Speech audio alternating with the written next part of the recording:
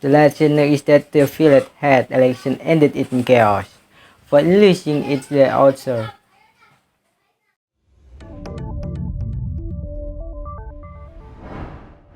Taking the village head, the serial number was accompanied by chaos. Selecting our serial number for candidate for village had a queue in Kapitakan village. Kapitakan District Tribune Regency led to clashes on Monday, 18 September.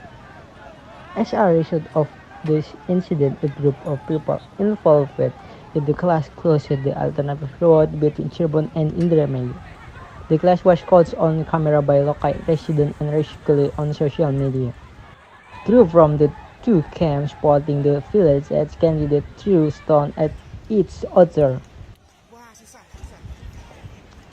Police officers on guard and the location immediately provided security and three tops spotted the two groups spotting the coup candidate.